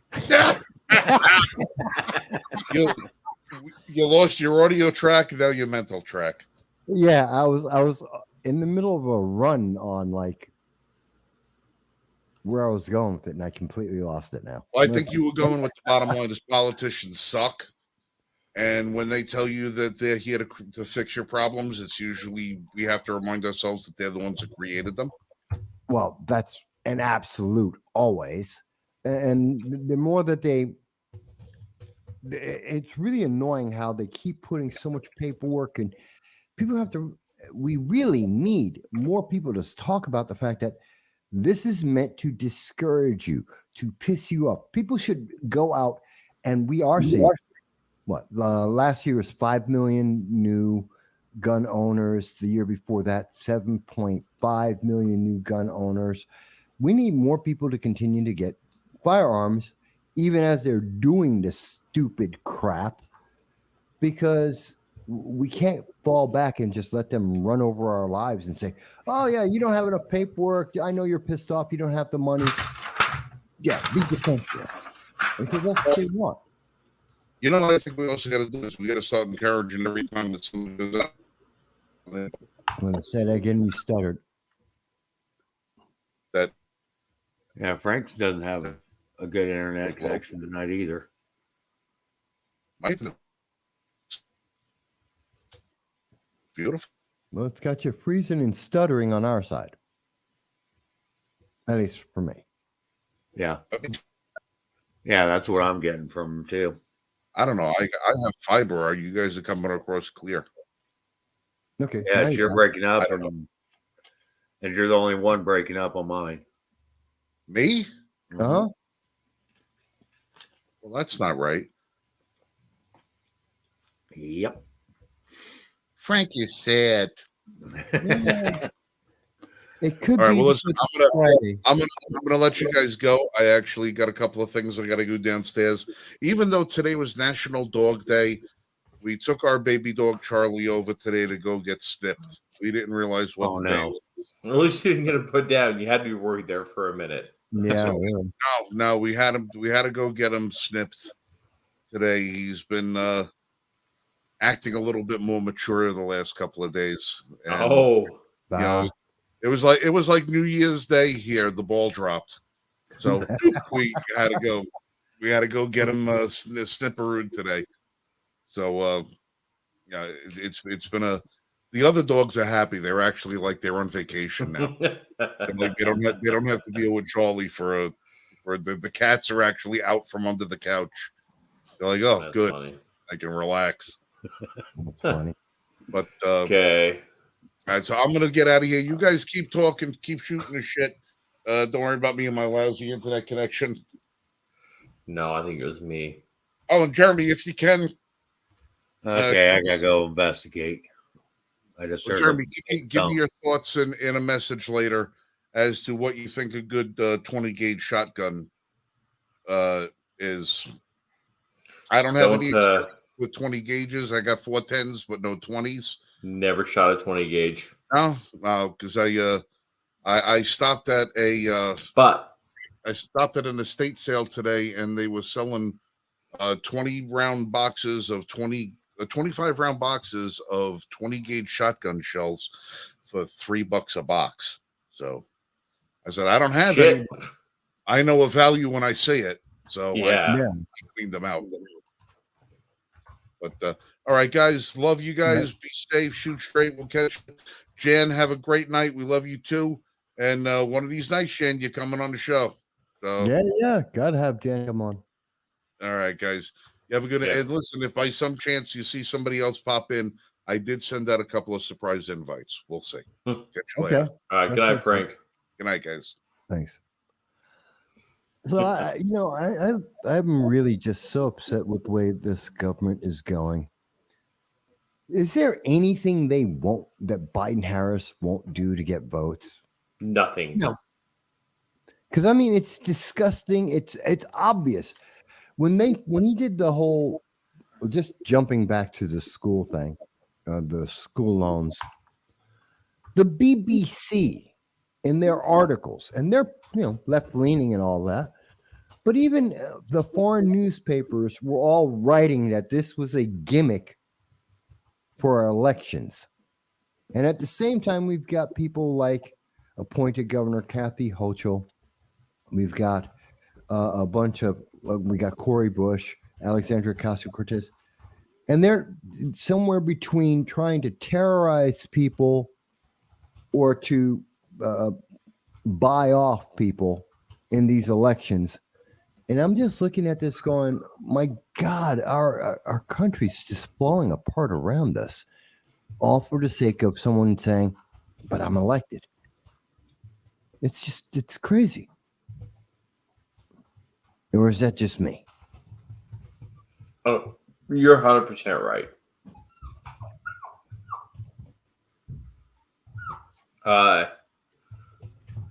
It's unbelievable. And one thing that we didn't really touch on tonight, and we can hit on another time, is we talked just for a brief second, is the places that you cannot concealed carry in the state of New York, regardless of permit status. And that list is unbelievable. Well, it's going to be everywhere and anywhere that more than 3 people show up. Essentially. Exactly. And none. And here's the great thing: show me the evidence that gun-free zones have ever made anyone safe. There's none. Because it doesn't happen.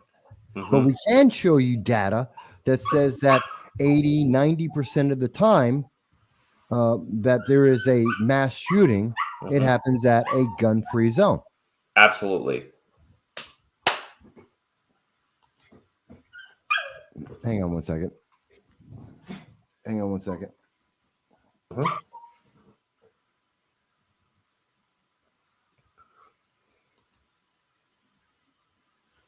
While he's gone, I want to take a second to thank Jan and what's the other one's Dan, who's constantly in here.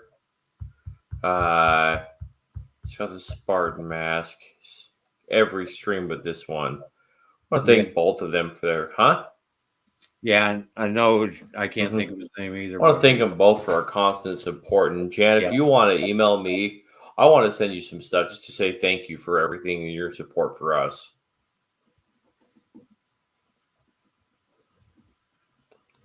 But Okay. Well, there's a lot of Democrats that aren't sold on this student loan forgiveness. One of them is Betsy DeVos. Betsy DeVos actually came out this week. Biden's student loan forgiveness is 100% illegal. His what? Has said that Biden's student loans forgiveness is 100% illegal. It is. Yeah, Betsy DeVos came out this week with that statement. But lots of people have been saying it. I mean, we've had Nancy Pelosi has said it before. And I think everyone I've spoken to is everyone knows it's not within his realm as an executive order. It's just not possible.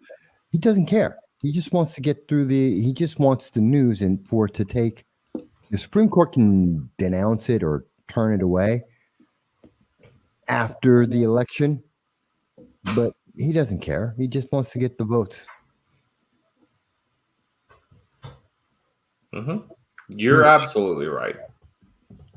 And I think that's what they're going. What's probably this is going to be challenged in the courts because it has to, because no president has this power.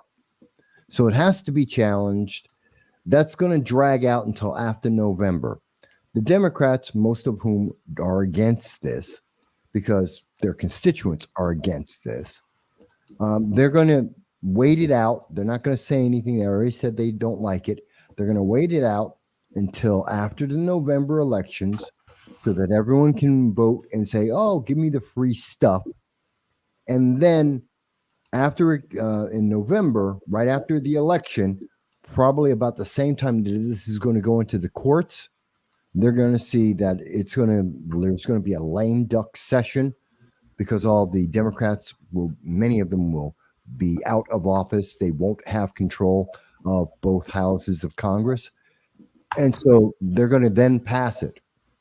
They'll make up a new law and go through the correct process now that they no longer have a consequence. And they're going to pass it and say, okay, yeah, we're just going to wipe out 50,000. Watch, it'll be 50,000. And they're just going to wipe out the college debt. Destroy the economy, but wipe out the debt. It's insulting. Absolutely. Yeah. And the thing is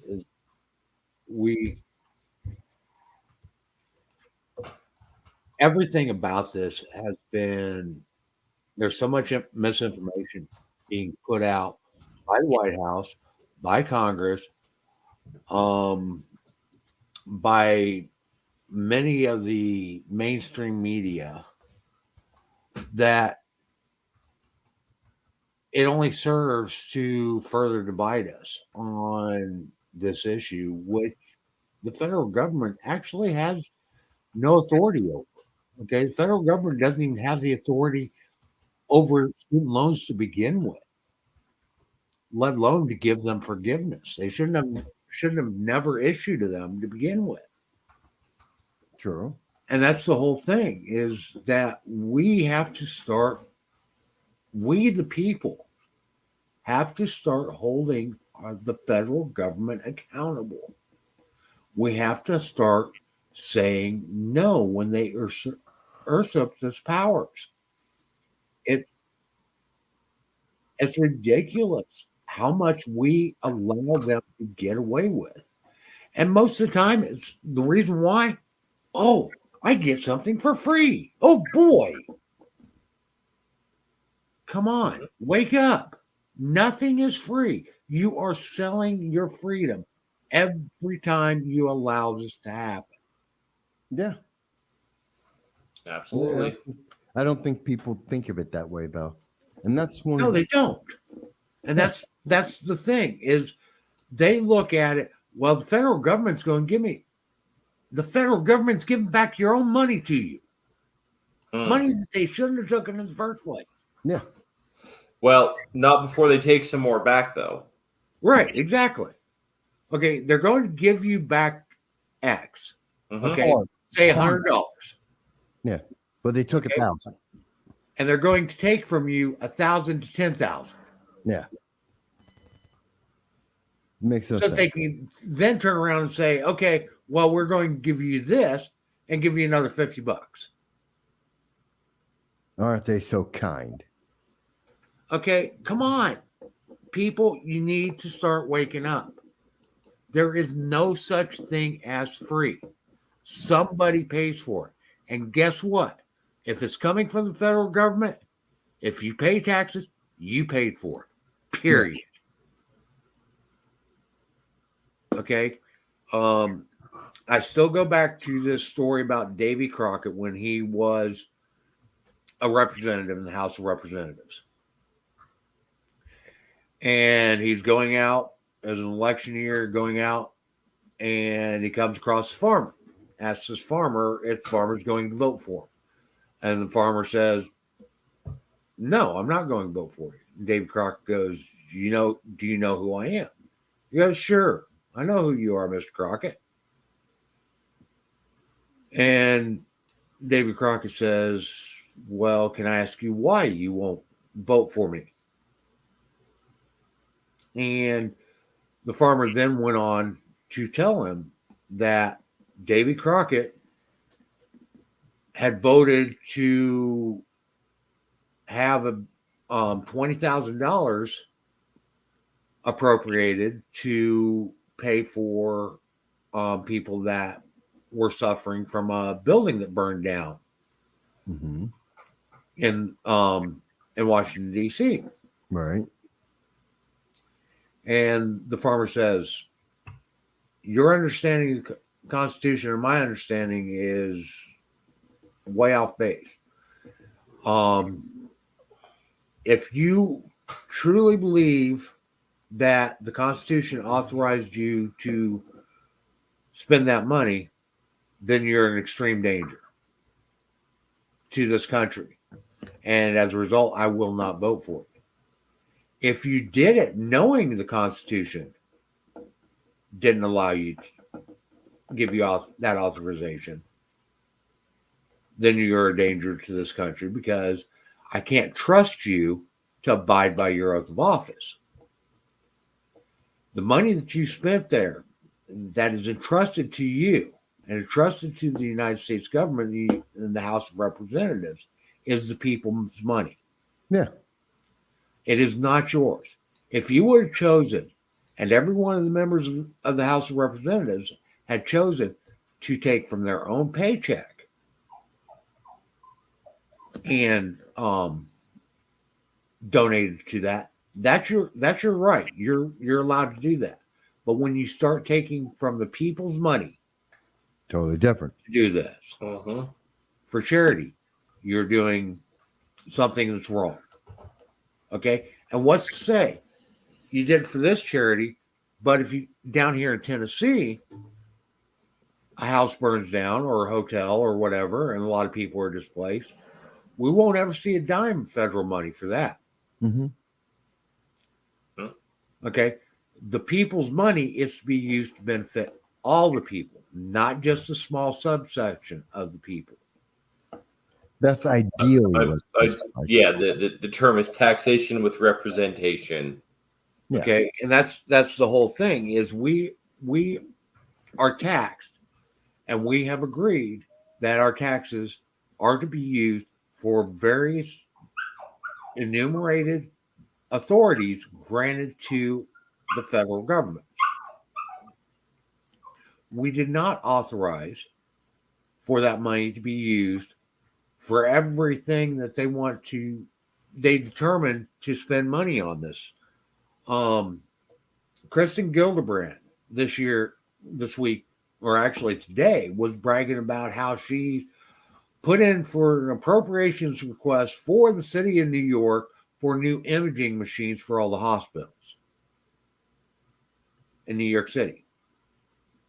I'm sorry, Congress is not authorized to appropriate that money. Congress is not authorized to release that money for New York City for that purpose. Well, Why? Because it only benefits the subsection of New York State of the people that live in New York City. And it people, doesn't benefit all the people in New York City. no, people grossly overestimate the power that Congress has, and they give them way too much. Exactly. Yeah. Okay.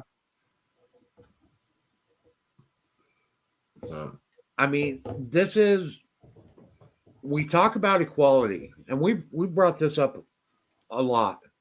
We've talked about equality and equity on this show before. Right. Well, there's one real thing here, okay, and this is one of the things that the Constitution was designed for. Okay, and I will admit, initially it wasn't this way, but it went so that it was that way for a while, and now we are drifting away from it again. Hmm. Okay, the Constitution is supposed to make everyone equal under the law. Equality. Equality of opportunity. Yeah. Okay, and actually, government shouldn't have any impact on your opportunities at all. Okay, they should see everyone as being equal under the law. Yes. Period. Okay, the laws that are passed should be equal for everyone, Yes. not benefit one subsection of or group of people, or benefit another subsection or group of people. Right. Okay, that is what it means to be equal in front of the law or under the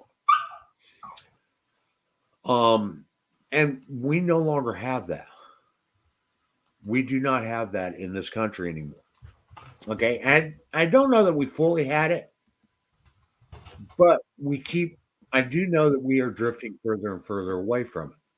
One of the big drifts away from it, and this is also one of the things that has prompted for this quote unquote student loan forgiveness, which really isn't a forgiveness, it's covert taxation. Right. Is a lot of that debt is held by people of color that were put into college based upon affirmative action. Partially, yes. Okay, so But again, actually, most of the debt is actually owned by. It's actually 51% young white men.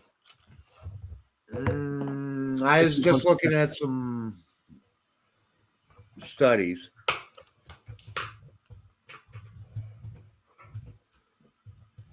Now, how many people remain? How much of the debt remains after various amounts of time? That's a little bit different. How fast it gets paid off. Okay, so I'm going to share something from Nerd Wallet here. Give me just a second.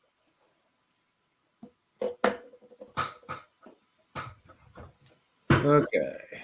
But the main point you're making is that the focus is, why are we trying to help one group of people or any group of people? Well, any one type of group of people. Okay, so I'm going to share this real quick.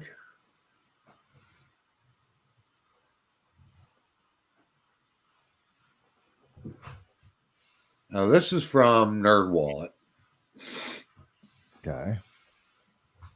And it says student loan debt. 45 million Americans have student loan debt. That's about 1 in 7 Americans, 13.5% according to the analysis as of January 2022. Census stat.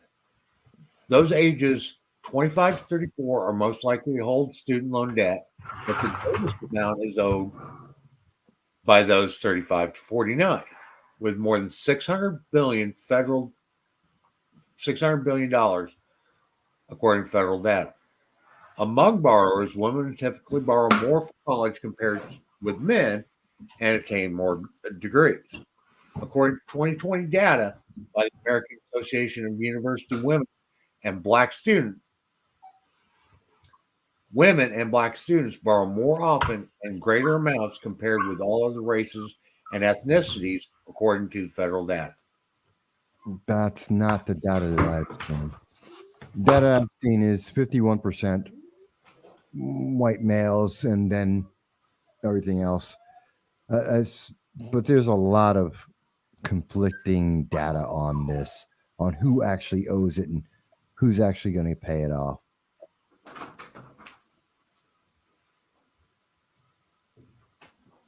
Okay.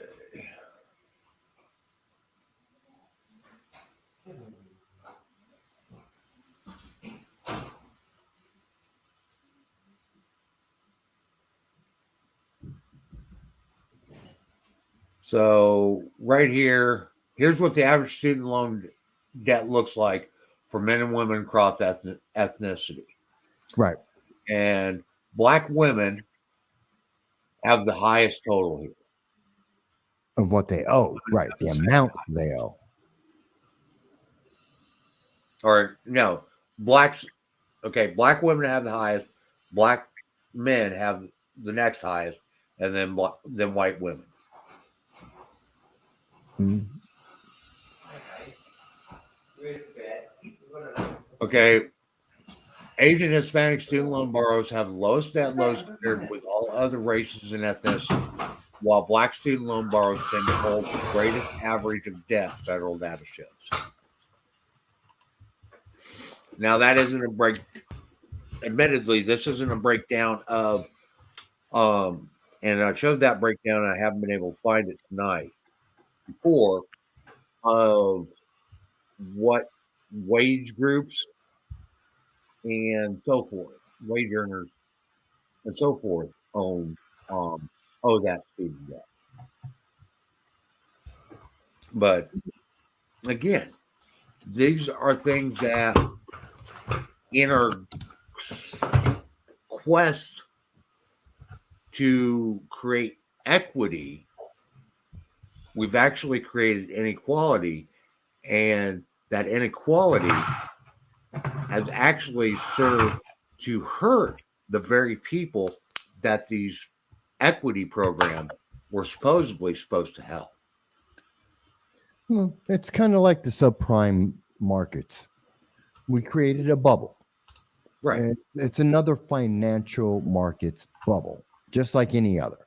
And by the way, we've seen that since the Obama administration, it literally was under the Obama administration that we saw the student loan double.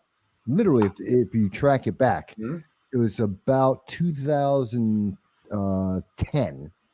Going from 2010 until today, we've seen that student loans, college loans have doubled. It's because they changed some of the accounting. But, when you look at this entire process, it's unfair. It is not helping people because it is not meant to help people. It's meant to put them into this cycle of dependence on the government and failure, that it's the worst thing you could possibly do to someone. It's like the subprime loans. It wound up in the same thing. We encourage people to take on this debt, to start buying these houses. The market grew and expanded exponentially.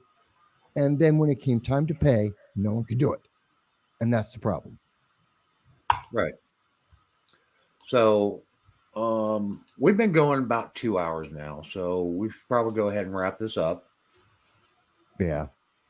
Okay. And I mean, we can only beat a dead horse for so long. Okay. It's not going to come back along. and the honest truth of the matter is, until people actually start waking up, start realizing that the federal government does these things like quote unquote student loan forgiveness in order to actually increase its power over. And we really need to start waking up and start realizing that our the federal government has been exceeding its power for many generations until we actually start saying enough is enough and start holding them accountable to the Constitution and understanding that the Constitution is there for a purpose, okay, and quit trying to undermine that, the accountability that the Constitution places on our government. We're going to continue to lose more and more of our liberties, more and more of our freedom, and we find ourselves in a situation now where the United States federal government is the world's largest employer in the world.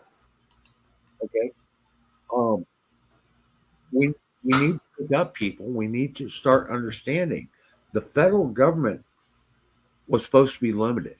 They are by no means limited now. We have given them the authority. So until we start taking action to start taking that authority away from them, and I'm not talking about through violent uprising or any of that stuff. There are many, many peaceful ways that we can do. Okay. One of them is through the ballot. Other ways is to get our communities to start standing against these unconstitutional laws. Okay, and refusing to enforce them or refusing to allow them to be enforced in your communities. This can all be done through nonviolent means. This can all be done peacefully. However, unless we start coming together and start taking our power back, nothing's going to change. In fact, it's going to get worse. Yeah, sadly. Okay. Everyone should be involved. And Be that's involved. Get involved. So with that, I'm going to go ahead and sign off. Okay. You guys can find us at l1f.us. We are here every Friday night at 9 p.m. Eastern time. We're generally on here for about 2 hours. Dan, I love you. I'm so glad you've been so supportive of us since day one that we started our live streams. And even before that, in our Facebook group and so forth, you have been a very active participant. And I want to thank you for that. She's made it to more streams than I have. That she has. Yeah. So with that, I want to say good night, everybody, and we will see you next week. Thank you. Not everybody.